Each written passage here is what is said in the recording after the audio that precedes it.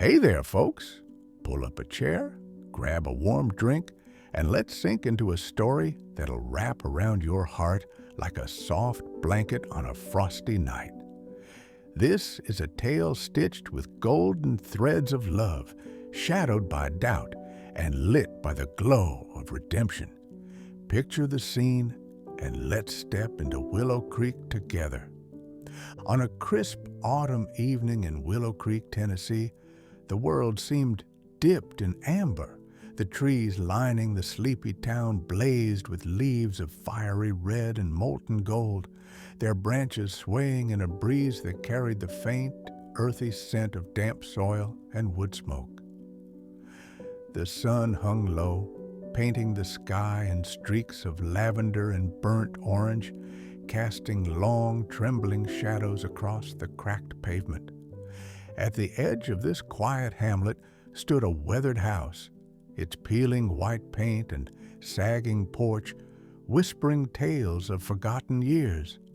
Inside lived Walter Grayson, a 75-year-old widower whose silver hair gleamed like moonlight and whose hands, gnarled as old oak roots, trembled slightly as he poured his evening coffee.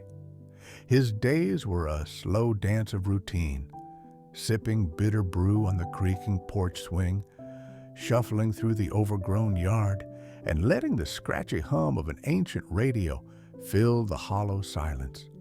Then, like a sudden gust rattling the shutters, everything changed. Word spread through Willow Creek faster than wildfire. Walter had taken a wife. Not just any wife, Emily Harper, a woman of 30. Her chestnut hair cascading in soft waves, her hazel eyes bright as a spring dawn. She was young enough to be his granddaughter, her belly swelling with the promise of new life beneath a faded cotton dress. The townsfolk gawked, their tongues wagging like loose shutters in a storm. "She's after his money," they hissed over picket fences, their voices sharp with suspicion. "That old man's been hoodwinked by a pretty face." The gossip slithered through the diner, the barber shop, the Sunday pews, until it reached Walter's ears, souring the air around him. That night, Walter slumped in his threadbare armchair, the bourbon in his glass glinting like liquid amber under the dim glow of a flickering lamp. The room smelled of aged wood and dust, the walls lined with faded photos of a life long past. His late wife, Margaret, smiling in black and white, her memory a ghost that lingered in every corner. Across the room, Emily moved with quiet grace, folding a pile of worn linens, her soft humming weaving through the stillness like a lullaby.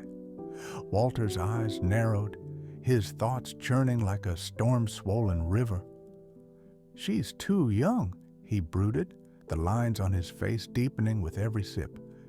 "Too damn pretty for a broken-down relic like me. She's here for the house, the savings, everything I've scraped together." Jealousy coiled in his chest, cold and venomous, whispering that her kindness was a mask, her care a trap. But Emily defied his dark imaginings. She rose with the sun, her footsteps light on the groaning floorboards, frying eggs until they sizzled golden in the pan, the kitchen filling with the warm, buttery scent of breakfast. She cut his toast into perfect triangles, a small gesture that tugged at some buried memory he couldn't place. On the porch, she'd sit beside him, the swing creaking under their weight, her breath fogging in the chilly air as she listened to his gravelly tales of the war's muddy trenches, Margaret's lilting laugh, the decades that had carved him into the man he was. Her eyes, wide and unguarded, drank in every word, her fingers tracing the hem of her sweater, never once asking for more than the moment they shared. Walter's suspicions lingered like a stubborn fog, but her simplicity, her tender, unassuming care, began to melt them, softening the edges of his hardened heart. Then came a morning sharp with dread. The sky hung heavy with slate-gray clouds, the air thick with the promise of rain. Walter awoke to a vice grip in his chest, each breath a ragged gasp that echoed in the stillness. He stumbled to the kitchen, his coffee mug slipping from his trembling grasp to shatter on the worn linoleum, dark liquid pooling like spilled ink. Emily found him there, slumped against the table, his face ashen, his eyes wide with panic. Her own hand shook as she fumbled for the phone, her voice a frantic whisper.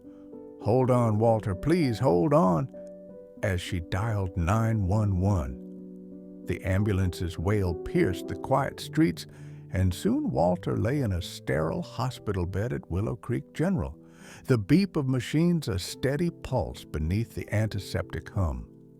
Emily sat beside him, her small hand clutching his, her face pale but resolute. In that stark white room, with the rain tapping a mournful rhythm against the window, the truth unfurled like a flower breaking through frost. "Walter," Emily murmured, her voice quivering like a leaf in the wind. "I've been keeping something from you, my mom. She saved your life once." Walter's brow furrowed, his mind clawing through the haze of painkillers. "What are you on about, girl?" he rasped, his throat dry as sandpaper. Emily's tears glistened like dew as she spoke. Her name was Clara Harper. Back in the '72 outside Knoxville, you crashed your truck, flipped it into a ditch. Mom was a nurse then. She pulled you out.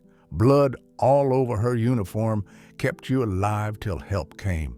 You tried to pay her back, but she wouldn't take a thing. She just begged you to look after me someday. I was a baby, barely a year old. Walter's breath caught, a floodgate bursting open in his memory. He saw it. Clara's steady hands pressing against his chest, her voice cutting through the roar of pain and twisted metal, her dark hair plastered with rain. He'd owed her his life, but she'd slipped away, a savior lost to time. Emily's words trembled on. "Mom died 3 years back. Cancer took her fast. I was alone, pregnant, no money, no hope. The guy I loved, he bolted when he saw the test. Then you found me, Walter, at that greasy diner off Route 12. You said I reminded you of someone. You gave me a room, then a home. I didn't know why till later." Walter's eyes stung, his voice a cracked whisper. "Emily, I'm leaving you half of it all, the house, the money, everything. You and that baby deserve it." She shook her head fiercely, her grip tightening. "I don't want your money, Walter. I just want you to stay." Her words hung in the air, fragile and fierce, as the rain drummed harder outside. Against the odds, Walter pulled through. The doctor sent him home with a stern list. Pills to swallow, rest to take, stress to avoid. The house welcomed him back with its familiar creaks and the faint scent of pine from the yard. Emily hovered like a guardian angel, brewing tea that steamed in chipped mugs, tucking blankets around him as the November wind howled through the trees. They'd sit on the porch at dusk, the sky a tapestry of crimson and indigo, talking about the baby, a girl the ultrasound had revealed. Walter's gruff voice softened as he suggested, "Clara," his eyes crinkling with a rare, tender smile. But the calm was fleeting, a fragile thread snapped by fate. One still night, as frost glittered on the grass and the stars burned cold overhead, Walter's heart surrendered. Emily found him at dawn, his face peaceful in sleep, his chest silent beneath the quilt. Grief crashed over her like a wave, raw and relentless, as she whispered his name into the empty room. The town rallied. Neighbors arrived with foil pans of lasagna, their voices hushed with sympathy, and the funeral unfolded under a gray sky. Walter was buried beside Margaret beneath an ancient oak dripping with Spanish moss, its branches swaying like mourners. Emily stood graveside, her hand resting on her belly, her lips forming a silent farewell. "You saved me too, Walter." After the dirt settled, the whispers reignited, sharp and greedy. Walter's estate, $500,000 in savings, the house with its sprawling lot, was a treasure chest in the eyes of his kin. Distant cousins, with their pinched faces and calculating stares, hovered like crows, certain Emily's promised half would spark a war. Then came the call from Mr. Daniels, Walter's lawyer, his voice a slow southern drawl cutting through the static. "Meeting tomorrow at my office," he said, adjusting his wire-rimmed glasses. Walter left a will to read. The next day, Daniel's office smelled of old leather and stale coffee, the walls lined with dusty law books. Emily sat in a stiff chair, her hands folded over her belly, facing a semicircle of relatives, nephews with slick-back hair, a niece twisting a tissue, old friends shifting uncomfortably. Daniels cleared his throat, his bony fingers sliding a crisp document across the desk. "Walter changed his will 3 days before he passed," he announced, his tone flat as the Tennessee plains. "Said he'd made his peace. Everything, house, land, money, goes to Emily Harper Grayson." The room froze, a collective gasp swallowed by disbelief. A nephew's fist hit the armrest, the niece's tissue shredded in her lap. Emily's voice trembled. "Everything?" Daniels nodded, his eyes softening behind his glasses. "He told me you were his family now, more than blood ever was. Said you gave him a reason to keep going." Emily's fingers brushed the paper, tears spilling like raindrops on glass. She hadn't chased this. She'd only wanted shelter, a chance to breathe. But Walter had seen her, truly seen her, and deemed her worthy of his world. Weeks later, as winter tightened its grip and snow dusted the hills, Emily made her stand. She kept the house, Walter's house, its warped floors and chipped paint now sacred. She scrubbed the walls until they gleamed, hung faded photos of Walter and Clara side by side, their smiles watching over the rooms. Little Clara arrived in January, her cries piercing the stillness, her tiny fists waving like a fighter's. But the money, $500,000 in cold, hard cash, Emily let go. She poured it into Willow Creek's outreach program for the elderly and homeless, her voice steady as she told the local reporter, "Walter was alone too long. I want folks like him to have a warm bed, a kind word. That's what he'd want." The town marveled, their whispers turning to awe.